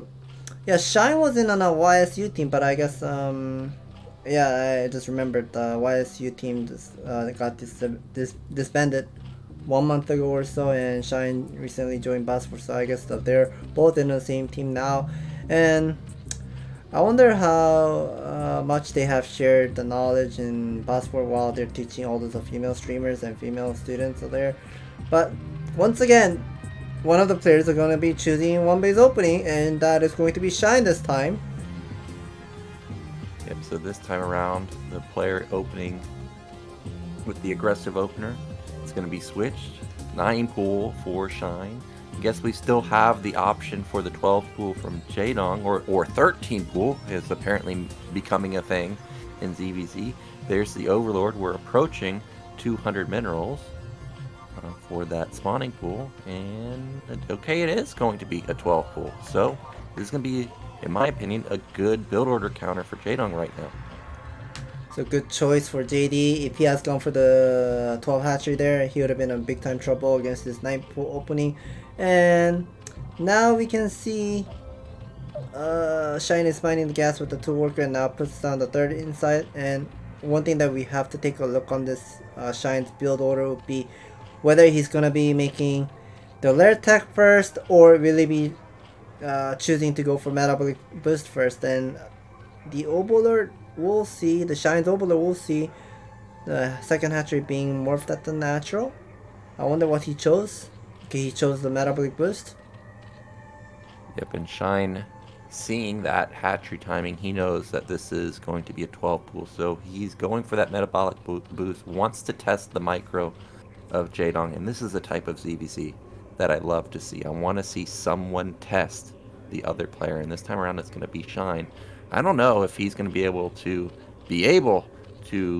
test Jaedong though, because Jaedong's micro and multitask is insane. Lair timing should be so it's not going to be fast lair for Jaedong. He's going to be going into speed himself, so that means Shine's got something like a 20 or 25 second speed advantage over Jaedong, and let's see if he can get something done. Yeah, JD has pulled those 2 workers from the main base, and now he needs to defend. But I'm seeing, okay, now that there's a 3rd drone just now came out to defend, but there's 8 Zergling. Whenever the 9 and the 10th Zergling merge into Shine's the main army, he will be having the metabolic boost, and there's the metabolic boost just now kicks in. JD has 8 lane. Oh no, that's not 8 links, that's 10 links, and 10 links with the 2-3 workers and having a nice arc. Yeah, nice arc with drone support in behind. He's getting a lot of shots off with the drones too, but there seems to be too many lings for Shine right now. The drones are doing a really good job dishing out a lot of damage. And Shine, I feel like he could branch off a couple lings, but instead he's going to force the fight here. Good engagement from both sides. All the lings die for Jaedong, but with reinforcements coming in, he should be able to hold. Remember, he's got hatchery advantage, so he's got larva advantage right now, but in his 3 versus 5, he needs to be careful to not lose any more lings. Well, even though he had some bad luck of winning the Zergling fight, but he managed to hold off nicely. He didn't lose any of the worker. He does start the lair attack on the way, and those 3 drones has gone back at home to start mining the resource. So even if he's on a behind with the Zergling count, he's still not losing much of a equal lose. So this is just not gonna be looking great for Shine, I would say. I mean, those Zergling battle is just going intense here. Yeah, both players really low eco right now. What's that? 6 drones in the main mining minerals. I think similar drone count for Jaedong, but he's got the double hatch or additional hatchery advantage. Shine's going to set up for a potential counterattack, put those lings on hold position. More lings being built from Jaedong. I love how he left a couple back to make sure that a backstab does not catch him off guard. He's pulled almost completely off of gas. He hasn't even started his spire. So we are going to see that spore play that you were talking about. Yeah, the spore play that we have to take a look on here would be the natural. I know if you guys have played Terran on Neosophid playing against Zerg, there's always big time trouble. Like, no matter how much of a missile threat you put, you cannot defend. And same thing for Zerg. I mean, there's literally not much of a place to put spore at your natural. And yeah, there's the first crit column will be going up at the main and then the natural at the same time. So I guess JD wants to be securing the mineral line first, and then maybe slowly putting those more spore colony at the natural later on. But now we see Shine is moving out with one group of Zergling. I think he's aiming for the timing attack. JD needs to spend his resource on this spore colony at this moment, and he's just gonna be using as this chance to go for the timing attack. Did he miss it? Okay, the spores luckily complete in time. And this is the type of play that I love to see. He's going to use the mutas to knock down the lings so the lings can run into the main. And Jaedong's in trouble. Oh this my is a god. lot of lings. He didn't stop really any of the lings. They get into the main, potentially going to kill this spore colony. If this spore dies, that opens up access onto the bottom side mineral line. And it does die. And I think Shine's done it. What can Jaedong do? He's just going to counterattack. So that puts him all in. This is make or break for him. Well, the Zerglings are just committing too hard and getting some... Okay, there's no army at the main base. A couple of Zerglings will go for the backstab, and this multitasking going on for the both players. And okay, there are 2 Zerglings who are supporting on the mineral line, but now their drones are left over. Shine. Okay. Both of the players are just... needs to pay attention. Yeah, Shine lost 1 drone. I think he's down to... or maybe 2 drones. He's down to 4 drone mining. He's got no eco either. At least Jaedong's mining. Like, he's mining in his main. Actually, these lings force the mutas back. Shine kind of doesn't know what to do right now. He's not attacking with his mutas. He's not defending the main with the mutas. Well, the spore colony is on a dangerously low HP, and now he managed to hold off. And there's a single muta and a more. I mean, 4 drones is more than enough to make additional Zergling at the main base. And now this is going to be turning into 1 base versus 1 base. And we know, even if Shine is on a behind with the worker count, he can just fill it up ASAP later on once he takes down the hatchery, or maybe he managed to hold off those Zergling pressure. And now he's going to be pumping out some drone. Now he does have 5 drone, and that should be an additional drone should be popping out from the X soon. And because of the muta advantage where he has with the air advantage, he can just have the map control pretty much. Yeah, he's got 7 mutas, whereas Jaedong, first off, doesn't have a spire, and he only has 300 gas in total, so he can't even catch up. So this is a nightmare for Jaedong. Honestly, I don't know what he can do. I don't think you can go Hydras. That's not really a thing. He's going to put down the Spire, but like I said, look at his gas. 170. Shine already has 7 mutas, so how do you ever win an air battle? Absolutely no chance, I would say. I mean, Now Shine is done recovering up after taking that damage, and now he's filling up the worker count, and this is one base versus one base. Shine has the worker lead, the Muta lead. Everything is just completely ahead for him, and now he needs to hold the Zergling pressure. He does have the Sunken Colony. He's gonna be drone drilling, picking up those Zergling. Nicely done. I think that's it. Jaedong, you can see it in his face. He knows that it's over. He just has nothing. It would be different if he had like 1,000 gas bank and he could build slowly over time some mutas. But he doesn't. He just doesn't. He has no answer to the mutas. I mean, he gets lucky there. A Spore kills a muta. But Shine doesn't have to attack. Shine could just drone and still win this game. Well, since Shine has taken down all the Zergling, now he has he has the both of the advantage. He has the ground advantage and he has the air advantage, and now JD is completely doomed. He's just stuck on a main base and can't really do anything. And from here, Shine can just either choose putting down another hatchery or whatever he wants to do. He can just get all those more mutalists and maybe even pick up more drones here. And JD taps out. GG is called.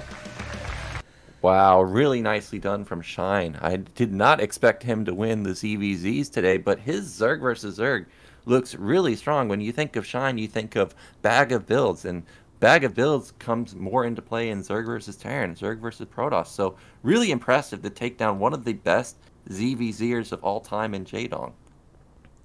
Very impressive mind game. From the first game, he showed the 2 base opening against JD, and JD has gone for the 1 hatch place or 1 base play style, but did not work out so well because the 1 base starts to fall off in the mid and late game potential because of lack of Vespene gas. And the decider match, I guess JD wanted to take the expansion but did not work out, and I guess on Neo Sylphid 1 base playstyle is much stronger than playing on a 2 base playstyle here. I guess those mind game from both of the players is just incredibly high level that there's lots of detail that very hard to catch as the normal people. And Shine is gonna walk into those camera and go for the interview soon. And cameraman is showing the Zerg icon, the Zerg victory. And here we go.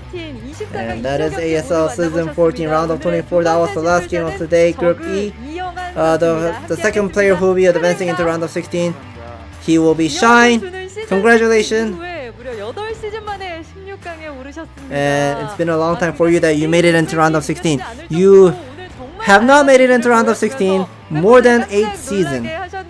Like 8 seasons you haven't made it into Round of 16. How do you feel that you made it into Round of 16? He feels great about making it into Round of 16. He feels he kind of felt something uncomfortable to play against his teammate of this post era of the university team. 3 members of Bosford were in this group stage. Inga, Shine, JD, and they kind of wanted to have at least one of us. Of course, one of them will be making it into round of 16. So he's kind of glad, but at the same time, he feels kind of sorry had to eliminate his teammate.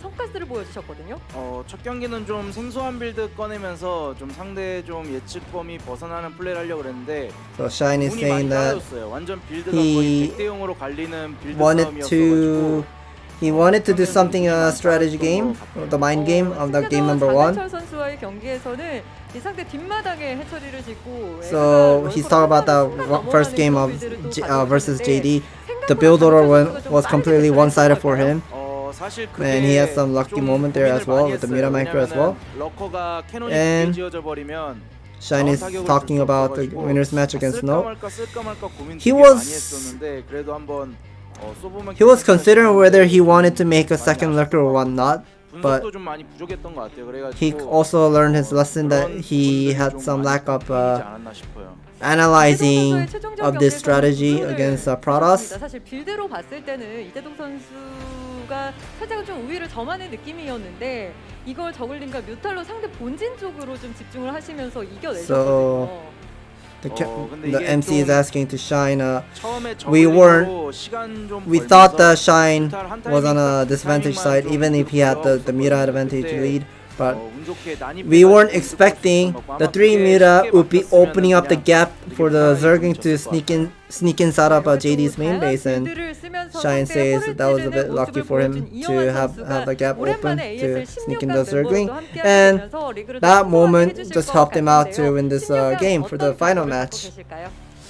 되게 오랜만에 And 올라온 대회기도 what 하고 are you 또 going 이제, to 앞서서 how are you 이제 going to prepare for the round of 선수를 16? 이기고 올랐기 때문에 좀 더 책임감을 갖고 So Shine is saying he's going to be taking the responsibility of playing this round of 16 because he took down his teammate in this group stage, Boss 4 teammates Inga and JD. So he's just going to be taking all this responsibility and show how well he will be performing on the round of 16. He will be mentioning the practice partner. He wants to say thanks to Rush and Byspire, the amateur level, amateur strong player, ghost player, Spire, and Soryong, one of the streamer on Africa. Thanks for them. Thanks for his practice game, and thank you for the interview. Yep, thank you for the translation scan. And we got a Protoss and a Zerg through, so that I think puts Zerg at 5, Protoss at 4, and Terran at 5 representatives. Rundown of today. Snow taking down Ingall. It was a close game though. Shine taking down JD, then Shine losing to Snow. That was a crazy build, never seen it before. Meanwhile, Ingall falling to JD, and then Shine again taking down JD to make it into round of 16 for the first time in a long time. And that concludes Group E. We've got one more group tomorrow. It's Group F, and I can't remember all the players. I know Rush, Mong, and Free are there, but the fourth player, it's another Protoss. I can't remember who it is though. Yeah, I don't remember also. We're going to be taking a look at this race distribution here. We can see 4 Terrans are in round of 16. Light, Barracks, Royal, Sock, Protoss, Bisu, Mini, Best, Snow, and of course lots of Zerg players have been making it into round of 16. And here's we are taking a look on this round of 24 of the last group, Group F. Harangi making a return. I feel like haven't seen Harangi in a while either. So we've got Piano, no TVP victories in a long time. We've got Haya, we haven't seen him in a long time. Now the return of Harangi, and even Free, I feel like we saw him a year and a half ago, but then haven't seen much of him, so it's nice to see him back. And he's going to be, unfortunately, going up against Rush, who a lot of people, after Light, would say is the number 2 Terran, so that's going to be a really tough matchup for him. And Harangi, I know he's not that active to play on StarCraft, but whenever he takes StarCraft seriously, he plays really, really well. His optimization is incredibly amazing, especially in PvT. And there's the one thing that I have to mention. Harangi has his own SimCity. He puts his pylon in a vertical line, like a 3-4 pylon, and puts his gateway on the left and right, and like multiple gateways on the sides. And then he's one of the player who plays StarCraft like a Minecraft. Or Lego. There you go, Lego. Well, SimCity is important, especially when you're playing versus Terrans that harass. If you don't have the pylon in the right position or gateways in the right position, vultures can get in there and rack up a lot of kills. So I'll be looking to that tomorrow. But when I was coming back to StarCraft Remastered and wanted to kind of get some insight into Protoss, one of the first videos I watched was one of Harangi's video. And in that video, I remember him specifically, he did that 11-minute max, 12-minute stasis timing. Is he someone that still continues to do that, or has he mixed up his play since then? Well, I think he's the type of player who analyzes opponent's playstyle and kind of counters it, or maybe he likes to play something safe. If opponent plays something like 3 tank push after the second base, then he likes to go for 3 gate op, and we know 3 gate op is one of the safest to build to hold off any sort of pressure, like dropship play or 3 tank pressure. And yeah, anything, any sort of like a Terran aggressive playstyle that can be held with the 3-gate ob. And if opponent does not play it like that, then he will be choosing something else like 2-gate ob into really fast third expansion, like a 6-minute 3 base, and so on. Well, that could be a good move versus someone like Rush, who can be aggressive. I know Rush sometimes plays super passive with like 4-minute 430 armory, but there are a lot of games where I do see him go for something like fast starport, the 2 factory tank vulture push. So 3-gate ob, I'll be looking to see that tomorrow. Meanwhile, we've also got Mong versus Free. I think Free's also a specialist in PvT, right? Yeah, Mong is also one of the Terran players who's really good at PvP. And yeah, it's gonna be an interesting game of those 2 players, Mong and Horangi, because they're incredibly great in that matchup. So I feel like it's going to be something like a spear versus spear instead of spear versus what is it, the shield. 2 players just slugging it out. I mean, those are the types of games that you love to see, because that means there's going to be action all over the place, both players testing the multitask of the opponent. So I'm looking very forward to tomorrow, even though we don't have any Zergs. But that's it for today, guys. Thank you so much for watching. Remember, tomorrow's the final day of the round of 24. You don't want to miss it. Tons of good Terran players, 2 great Protoss players. It's definitely going to be exciting. So me and Scan, we'll see you there tomorrow.